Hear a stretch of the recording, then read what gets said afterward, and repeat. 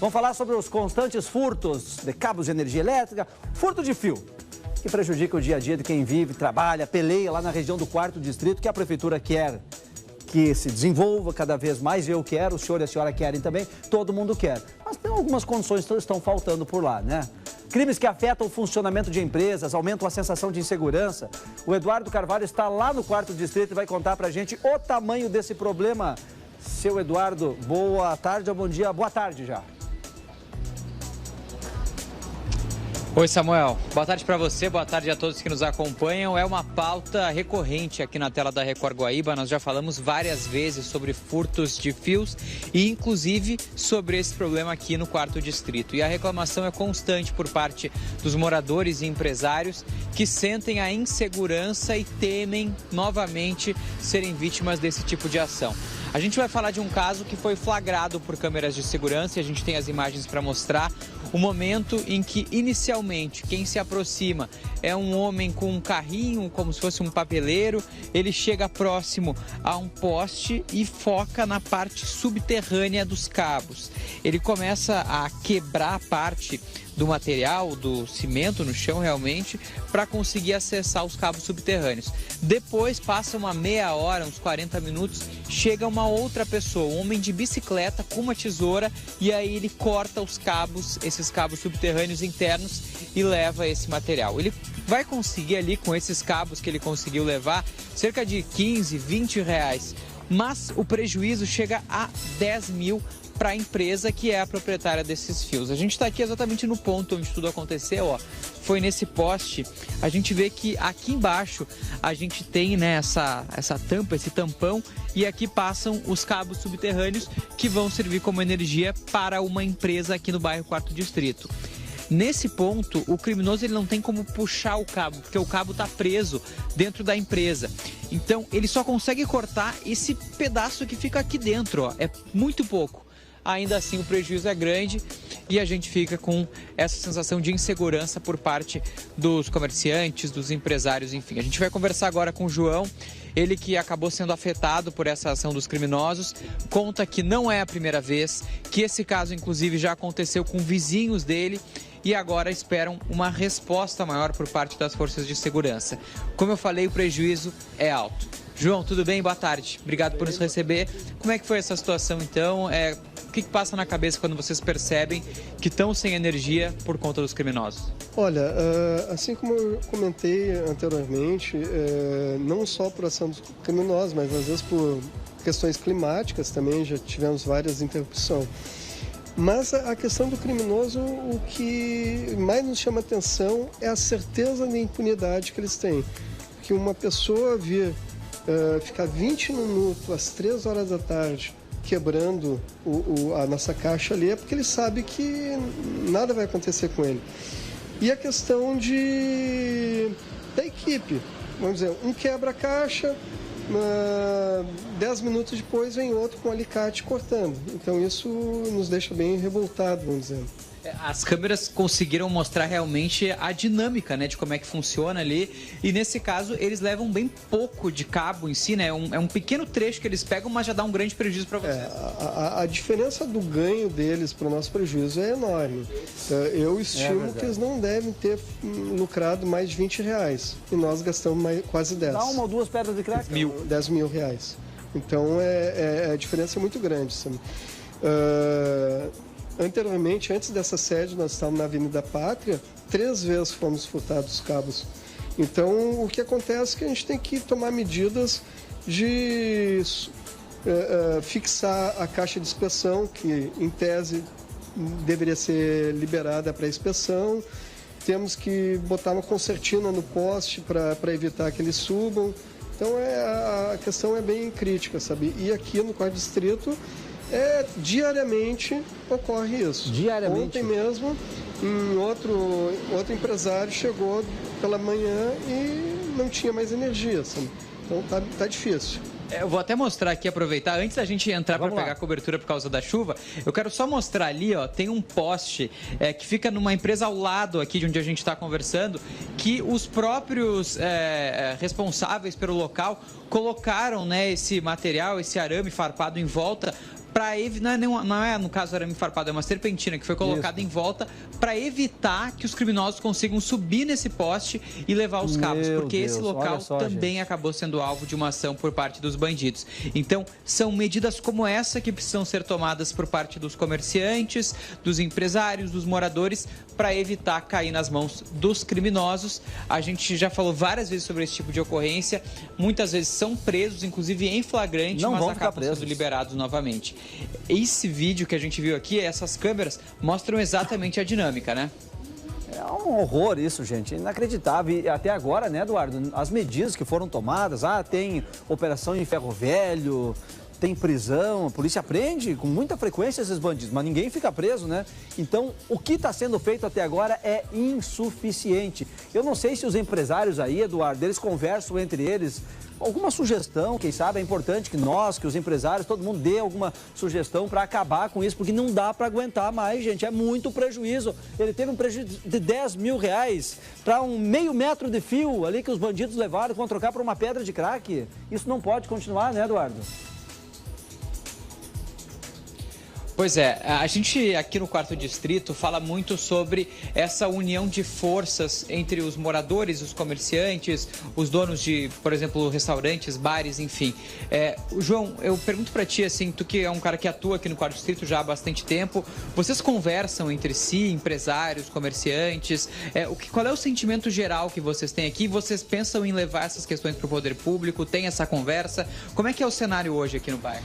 Olha, após a enchente, nós nos organizamos até numa associação, onde o presidente é o Arley, e nós viemos conversando muito a respeito dessa questão de segurança, até de colocar totens com câmeras que possa ser transmitida para o poder público, né, para a polícia. Então, nós estamos conversando em ações para nos proteger também. O que vocês entendem hoje assim que falta aqui no 4º Distrito para conseguir trazer mais essa segurança para vocês? Olha, eu sei que é difícil, é uma matéria difícil, uma ronda mais ronda seria interessante, tá? Mas o que pega mais, ao meu ver, é a questão da impunidade, a certeza da impunidade, mas isso não vai mudar. Que faz com que o marginal venha aqui sem risco algum, com pouco risco. O que a gente viu ali, inclusive, é que eles ficam bastante tempo aqui na frente do estabelecimento. Vocês estavam fechados no dia, né? Isso. Essa ação foi no dia 1º de maio, no feriado, na quinta-feira. Foi à tarde, às 15 horas, ele ficou 20 minutos quebrando ali a nossa caixa. Então, tinha o público do Forbir aqui almoçando, ele parava, disfarçava e continuava ali, sabe, sem preocupação alguma. E preparando, vamos dizer, o caminho para o comparsa vir com o alicate concluir o serviço. Pelas câmeras a gente vê bem essa linha do tempo. A primeira ação do criminoso é por volta das 13h15, 13h16. Ele fica até 13h35, 13h40 quebrando para conseguir o acesso aos cabos.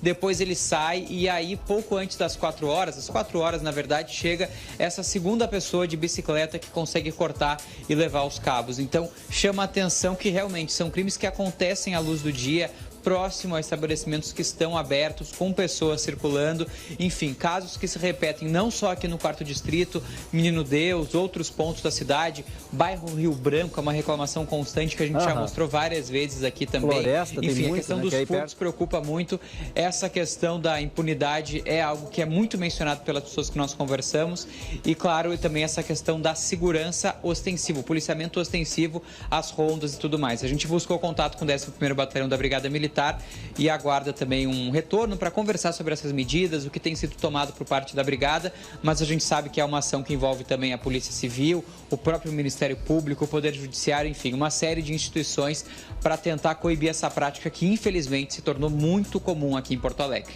O empresário fala num prejuízo de 10 mil reais. Ele computou nesse valor também o prejuízo que ele teve, porque a empresa dele não conseguiu funcionar naquele período, enquanto não substituíam os cabos, Eduardo?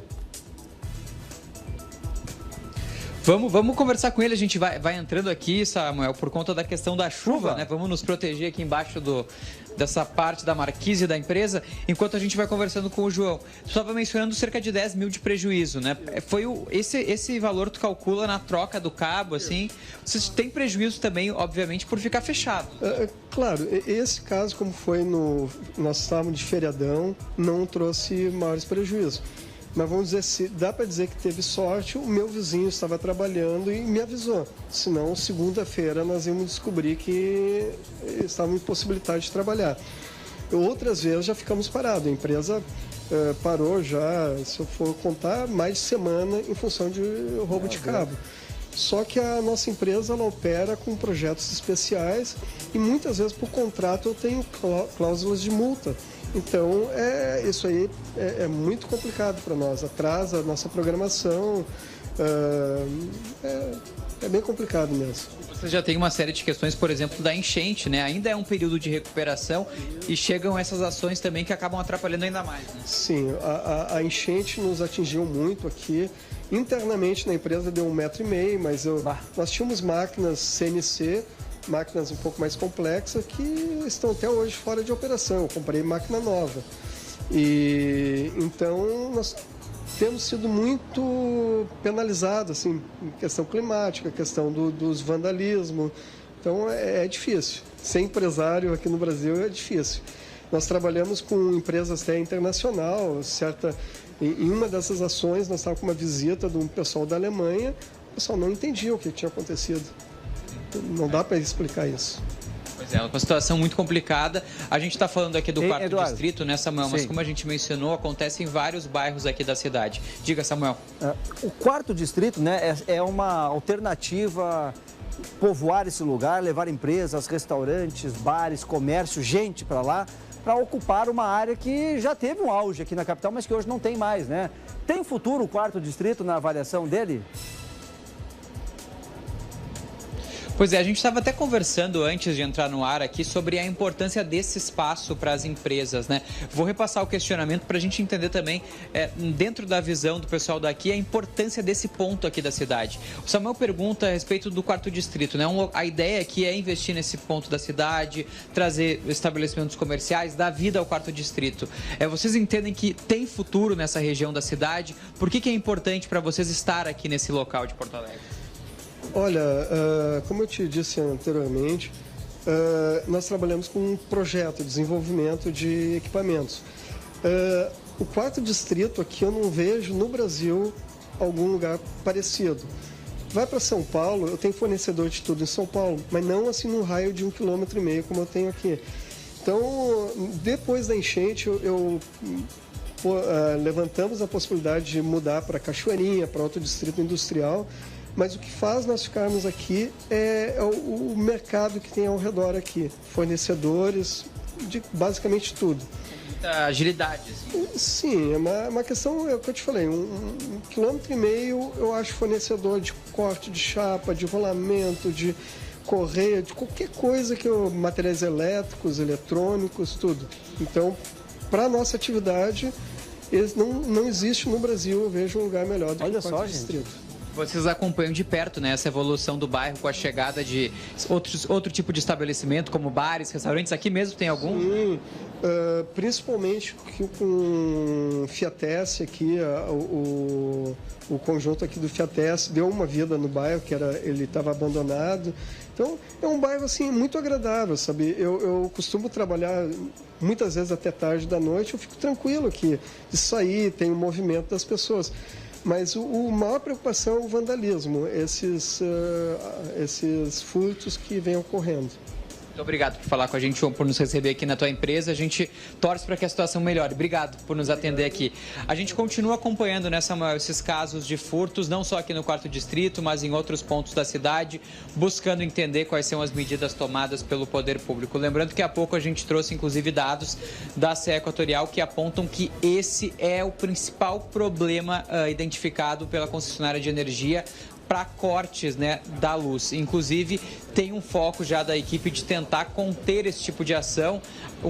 Reuniões têm sido feitas com o Poder Público, com a Prefeitura, com o Ministério Público também, para entender o que pode fazer, o que é responsabilidade da empresa para conseguir coibir essa prática que é muito complicada aqui na cidade de Porto Alegre, que tem se tornado tão comum nos últimos tempos. É contigo, Samuel. Muito bom. Obrigado, Eduardo, pelas informações. Obrigado ao João, empresário também, que trouxe esse desabafo que é dele e de um conjunto de pessoas que vivem, que trabalham, que estão nesse lugar, que acreditaram nesse lugar aqui na capital. Eu passei meu aniversário, agora final de abril, ali fui jantar no Gracejo, que fica ali perto de onde está o Eduardo, e falei com o Juliano lá, que é o meu amigo, ele disse, olha, alagou tudo isso aqui, eu investi dinheiro de novo, tudo aqui, gente. E aí, como é que fica agora? Eu preciso acreditar que isso aqui vai dar certo. As coisas têm que funcionar aqui na região. E se começa vandalismo, começa furto, começa isso e aquilo por ali, as pessoas não vão. Vai afastar e nós precisamos povoar o 4º distrito. Mas precisa se fazer alguma coisa para coibir o que não me parece ser algo tão complicado, gente. O furto de fios.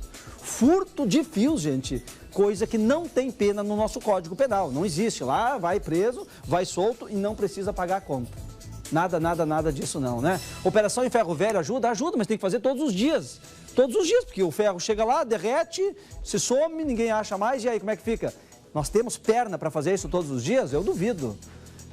É complicado, gente, é complicado. Se a gente não conseguir vencer esse desafiozinho, aí vamos empatar com quem? Né? Obrigado, Eduardo!